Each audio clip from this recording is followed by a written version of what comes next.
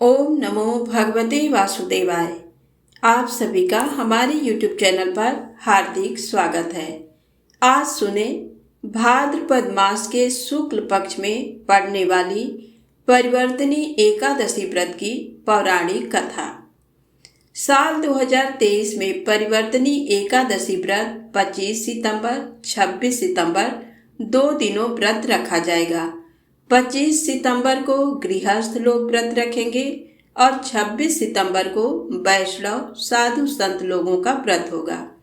तो आइए सुनते हैं परिवर्तनी एकादशी व्रत की पौराणिक कथा। एक बार युधिष्ठिर ने पूछा, हे केशव, भाद्रपद मास के शुक्ल पक्ष में जो एकादशी होती है उसका क्या नाम है, कौन देवता है और कैसी विधि है, ये बताइए। भगवान श्री कृष्ण बोले, राजन, इस विषय में मैं तुम्हें आश्चर्यजनक कथा सुनाता हूँ जिसे ब्रह्मा जी ने महात्मा नारद जी से कहा था। नारद जी ने पूछा, हे चतुर्मुख, आपको नमस्कार है। मैं भगवान विष्णु की आराधना के लिए आपके मुख से ये सुनना चाहता हूँ कि भाद्रपद मास के शुक्ल पक्ष में कौन सी एकादशी होती है। ब्रह्मा जी ने कहा, मुनिश्रेष्ठ, तुमने बहुत ही उत्तम बात पूछी है। क्यों न हो वैष्णव जो ठहरे। भादों के शुक्ल पक्ष की एकादशी पद्मा के नाम से विख्यात है। उस दिन भगवान ऋषिकेश की पूजा होती है। ये उत्तम व्रत अवश्य करने योग्य है। सूर्य वंश में मांधाता नामक एक चक्रवर्ती सत्य प्रतिज्ञ और प्रतापी राजर्षि हो गए हैं। वे प्रजा का अपने औरस पुत्रों की भांति धर्म पूर्वक पालन किया करते थे। उनके राज्य में अकाल नहीं पड़ता था, मानसिक चिंताएं नहीं सताती थी और व्याधियों का प्रकोप भी नहीं होता था। उनकी प्रजा निर्भय तथा धन धान्य से समृद्ध थी। महाराज के कोष में केवल न्यायोपार्जित धन का ही संग्रह था। उनके राज्य में समस्त वर्णों और आश्रमों के लोग अपने अपने धर्म में लगे रहते थे। मांधाता के राज्य की भूमि कामधेनु के समान फल देने वाली थी। उनके राज्य करते समय प्रजा को बहुत सुख प्राप्त होता था। एक समय किसी कर्म का फल भोग प्राप्त होने पर राजा के राज्य में 3 वर्षों तक वर्षा नहीं हुई। इससे उनकी प्रजा भूख से पीड़ित हो नष्ट होने लगी।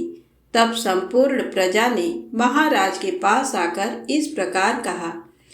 प्रजा बोली, नृपश्रेष्ठ, आपको प्रजा की बात सुननी चाहिए। पुराणों में मनीषी पुरुषों ने जल को नारा कहा है।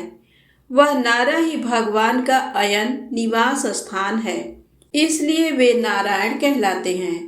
नारायण स्वरूप भगवान विष्णु सर्वत्र व्यापक रूप में विराजमान है। वे ही मेघ स्वरूप होकर वर्षा करते हैं। वर्षा से अन्न पैदा होता है और अन्न से प्रजा जीवन धारण करती है। नृपश्रेष्ठ, इस समय अन्न के बिना प्रजा का नाश हो रहा है। अतः ऐसा कोई उपाय कीजिए जिससे हमारे योग क्षेम का निर्वाह हो। राजा ने कहा, आप लोगों का कथन सत्य है, क्योंकि अन्न को ब्रह्म कहा गया है। अन्न से प्राणी उत्पन्न होते हैं और अन्न से ही जगत जीवन धारण करता है। लोक में बहुधा ऐसा सुना जाता है तथा पुराण में भी बहुत विस्तार के साथ ऐसा वर्णन है कि राजाओं के अत्याचार से प्रजा को पीड़ा होती है। किंतु जब मैं बुद्धि से विचार करता हूँ तो मुझे अपना किया हुआ कोई अपराध नहीं दिखाई देता। फिर भी मैं प्रजा का हित करने के लिए पूर्ण प्रयत्न करूँगा। ऐसा निश्चय करके राजा मांधाता इन्हें गिने व्यक्तियों को साथ ले विधाता को प्रणाम करके सघन वन की ओर चल दिए। वहां जाकर मुख्य मुख्य मुनियों और तपस्वियों के आश्रम पर घूमते फिरे।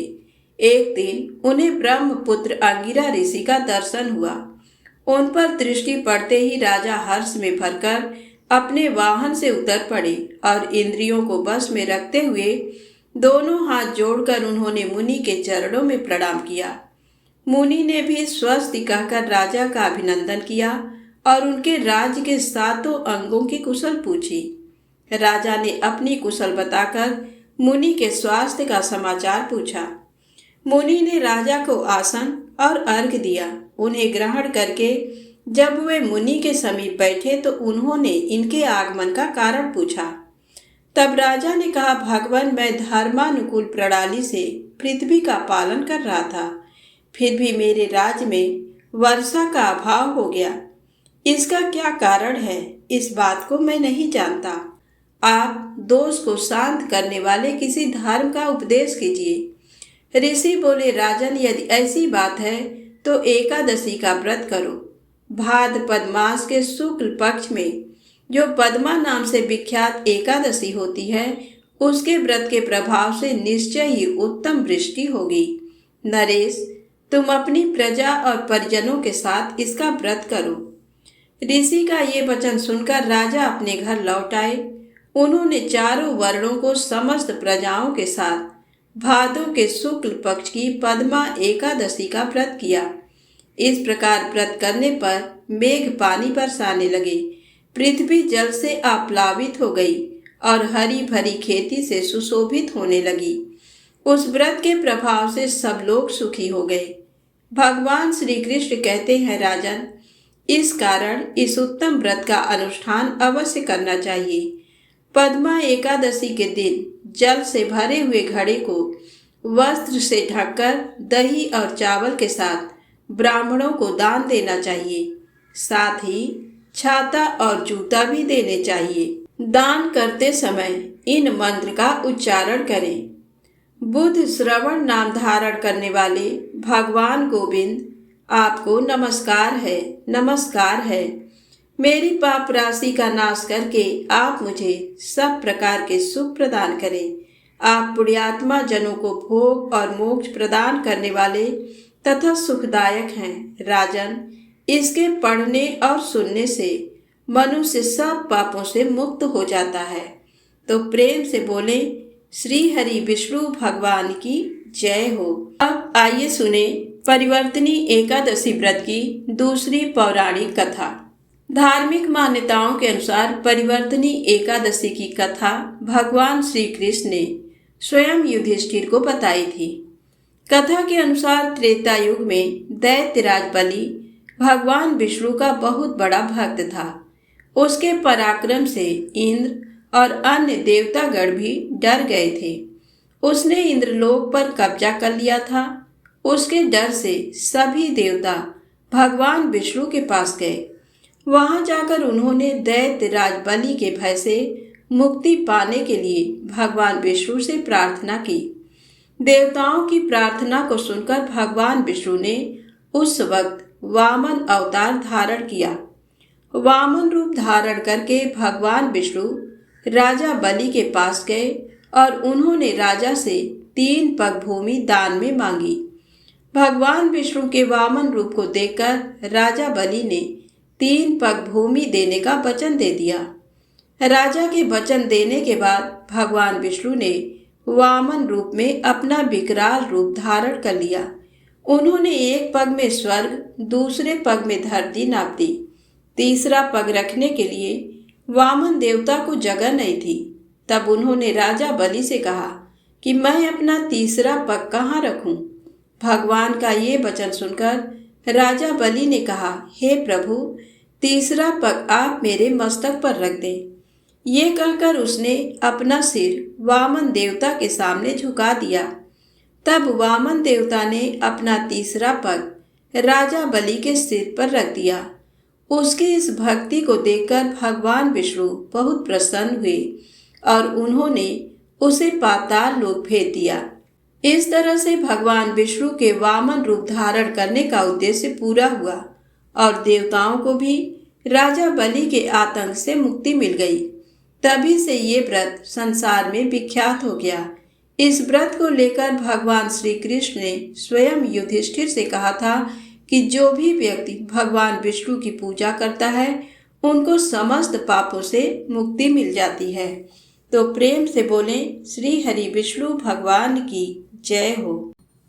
अब आइए सुने एकादशी व्रत में माता महालक्ष्मी की कथा। महालक्ष्मी ने क्यों धरा बेल वृक्ष का रूप?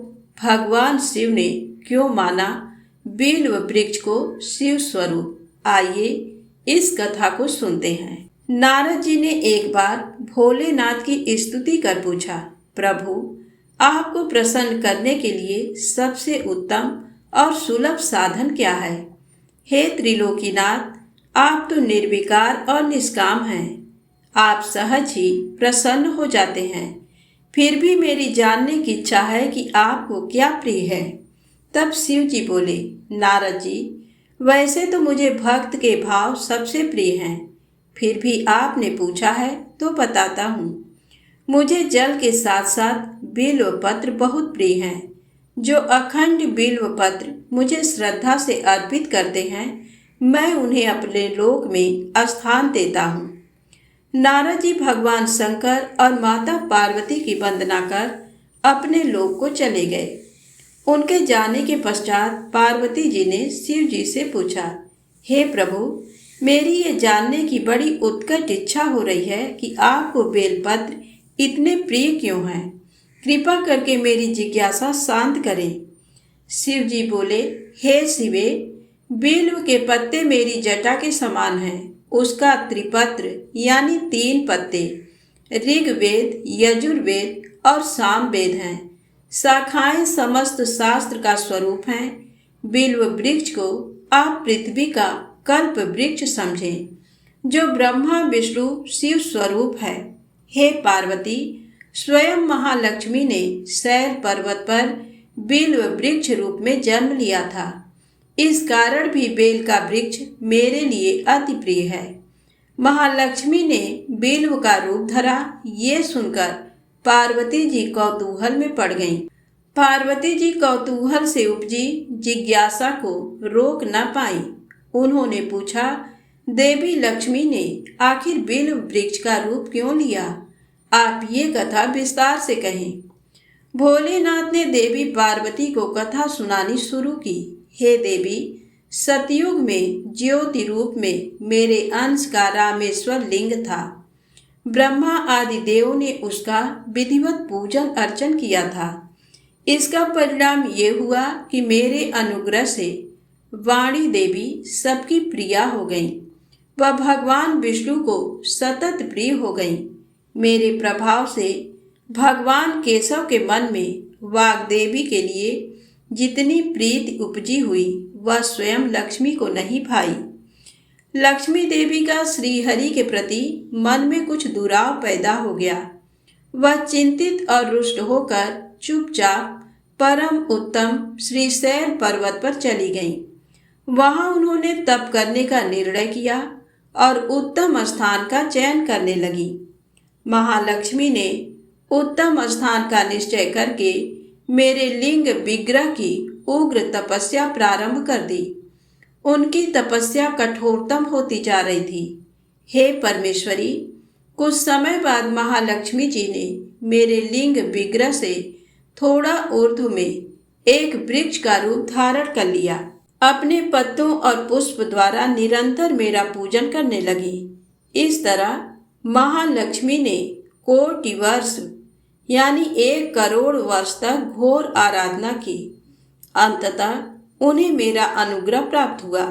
मैं वहां प्रकट हुआ और देवी से इस घोर तप की आकांक्षा पूछकर वरदान देने को तैयार हुआ।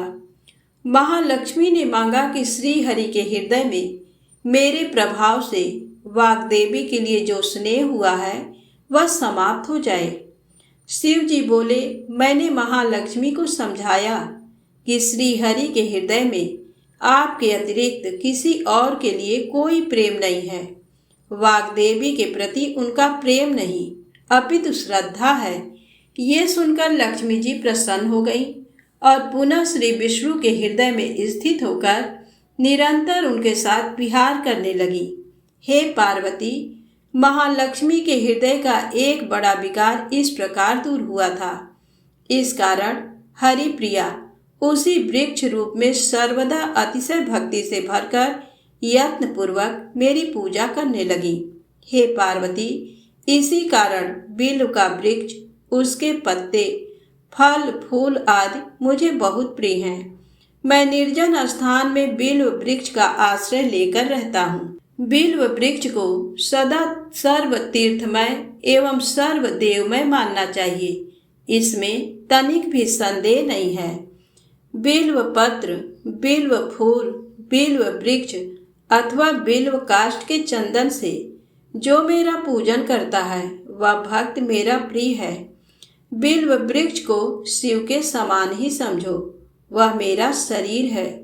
जो बिल्व पर चंदन से मेरा नाम अंकित करके मुझे अर्पण करता है, मैं उसे सभी पापों से मुक्त करके अपने लोक में स्थान देता हूँ। हे देवी, उस व्यक्ति को स्वयं लक्ष्मी जी भी नमस्कार करती हैं जो बिल्व से मेरा पूजन करते हैं।